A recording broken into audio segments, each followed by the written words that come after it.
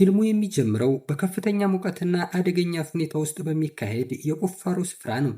ጃክና ጓደኛው ዲዮጎ በቦምብ ፍንዳታዎች የተነሳ ጆሮአቸው እየደነቆረና በጽኑ ስቃይ ውስጥ ሆነው ይሰራሉ። ጃክ አደጋውን ሲቃወም፣ ዲዮጎ ግን አደጋ ከሌለ ሽልማት የለም በማለት አቋሙን ያጸናል። ከስራው መልስ በመጠጥ ቤት ውስጥ ስለ ወደፊቱ እቅድ ሲያወሩ ቆይተው ጃክ ከመጠን በላይ አልኮል መጠጣቱንና ስለሚናገራቸው ታሪኮች ብዙ እንደማያስታውስ ይገልጻል። በዚህ ጊዜ ዲዮጎ ሊረዳው የሚችል ልዩ ነገር እንዳለውና ከማንም ጋር እንደሌለ ይነግረዋል። ሆኖም ጃክ በላሁን ተወው፣ ለመጠጡ አቆየው በማለት ውይይቱን ይዘጋዋል። ከጥቂት ቆይታ በኋላ ግን በድንገተኛ አደጋ ዲዮጎ የሚል የእርዳታ ጩኸት ይሰማል። በቦምብ ቁፋሮ ጊዜ በተፈጠረ ክፍተት የተነሳ ዲዮጎ ከፍተኛ አደጋ ደርሶበት በከፍተኛ ስቃይ ውስጥ ይገኛል። ጃክ ሕይወቱን ለማዳን ጥረት ቢያደርግም ዲዮጎ ሕይወቱ ያልፋል። የሀብት ፈላጊውና አደገኛው ሎፔ የተባለ ግለሰብ የተበላሸውን ነገር ለመጠገን ምን ያህል ገንዘብ እንደሚፈጅ ታውቃለህንም? በማለት ለደረሰው ውድመት ቅሬታ ያሰማል። ሎፔ ዲዮጎ ሞቷል፣ ሌላ መተካት ይቻላል፣ አንተን ግን መተካት አይቻልም በማለት ግዴለሽነቱን ያሳያል። ጃክ በሎፔ ንግግር ተናዶ ከእሱ ጋር መስራቱን እንደሚያቆም ይፋ ያደርጋል። ሎፔ ከእሱ ጋር ሆኖ ያገኙትን ስኬት በማስታወስ እንዲያስብበት ቢወተውተውም ጃክ ግን እውቀት ከጥበብ አይበልጥም፣ የሰው ሕይወት ከማንኛውም ሀብት በላይ ዋጋ አለው በማለት አቋሙን አጽንቶ ከእሱ ጋር ተጣልቶ ይለያያል። ጃክ የዲዮጎን የመጨረሻ ግላዊ ዕቃዎች ለእናቱ ማለትም ለዲዮጎ እናት በሰላም ለማድረስ ረጅም ጉዞ አድርጎ ፔሩ ይደርሳል። ጃክ የዲዮጎ እናት ሲያገኛት እናቱ በሐዘን ተውጣ የልጇን ደብዳቤዎች ታስታውስ ነበር። እናቱ የዲዮጎን ዕቃዎች ከጃክ ስትቀበል ዲዮጎ በሕይወት እያለ ያንን ለጃክ ይሰጠው እንደነበር ገልጻ ልዩ የሆነ ጥንታዊ ቅርጽ ያለው አሞሌት ትሰጠዋለች።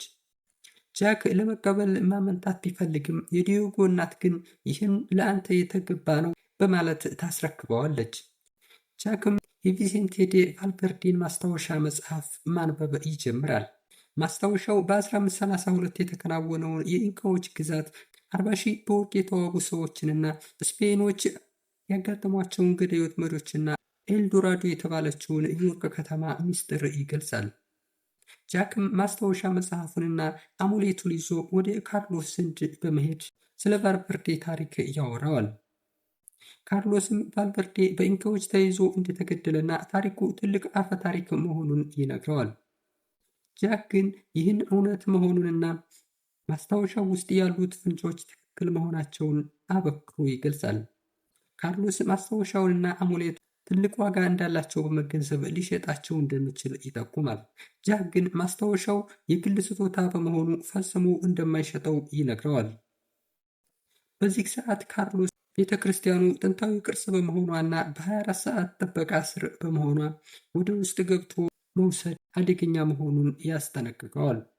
ካርሎስ የጃክን ዕቃዎች ማለትም አሞሌትና ማስታወሻ መጽሐፉን ለግለሰቦች ሊሸጥ ስምምነት ላይ ይደርሳል።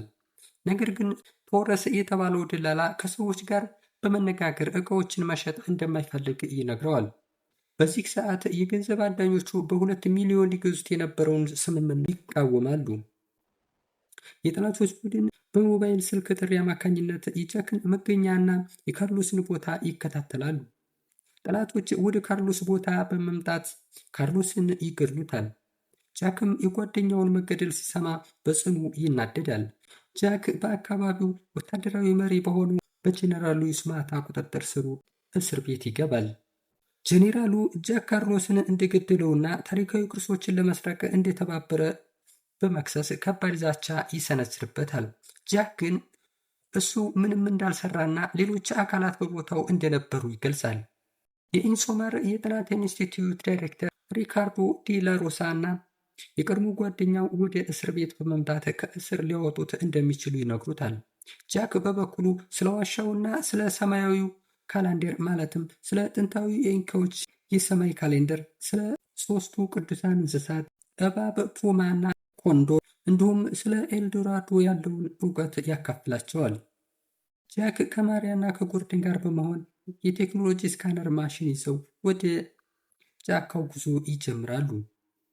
በጉዞ ላይ ያሉ በጠላቶች ሄሊኮፕተር የአየር ላይ ጥቃት ይደርስባቸዋል። ሄሊኮፕተራቸው ተመቶ በጫካ ውስጥ ይከሰከሳል። ነገር ግን በሕይወት ለመትረፍ ከዛፎች ስር በመንሸራተት ራሳቸውን ያድናሉ። በጫካ ውስጥ ሌሊቱን ካሳለፉ በኋላ ጃክ ጠላቶች እየተከተሏቸው እንደሆነ ያውቅ ነበር። ማሪያና ጃክ ስላለፉት ጊዜያትና ስለ ግል ሕይወታቸው ውዝግብ እርስ በርስ ይነጋገራሉ።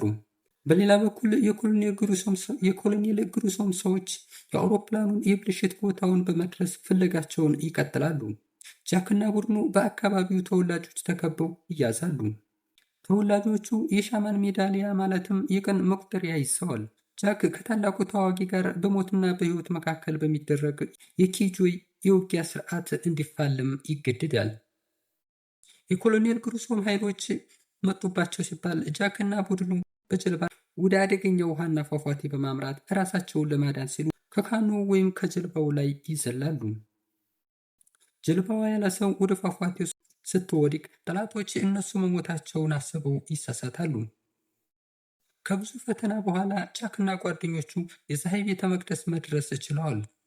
ጎርደን በስካነር ማሽኑ መሳሪያ አማካኝነት ከመሬት በታች ያሉትን 4 ደረጃዎችና የመቅደሱን መግቢያ ይለካል። የኢንካዎችን 3 ቅዱሳት እንስሳት ማለትም እባብ፣ ፑማ እና ኮንዶር በመጠቀም መግቢያውን ይከፍቱታል። በወርቅ በተሞላው ውስጠኛ ክፍል ውስጥ ሲገቡ ኮሎኔል ግሪሶም እና ቅጥረኞቹ ይከተሏቸዋል። ግሪሶም ወርቁን በመክፈት የዓለምን ገበያ ማጥለቅለቅ እንደሚፈልግ ይናገራል። ጃክ እና ማርያም ከፍተኛ የተኩስ ልውውጥና የቦምብ ፍንዳታ መካከል በመሆን ሕይወታቸውን ለማዳንና ታሪካዊውን ቦታ ለመታደግ ይታገላሉ። በመጨረሻም ግሪሶም እና ወታደሮቹ ዋሻው ውስጥ አልቀው የጃክ ቡድን ደግሞ አምልጠው ከዋሻው በሰላም ወጥተው ፊልሙ ይጠናቀቃል።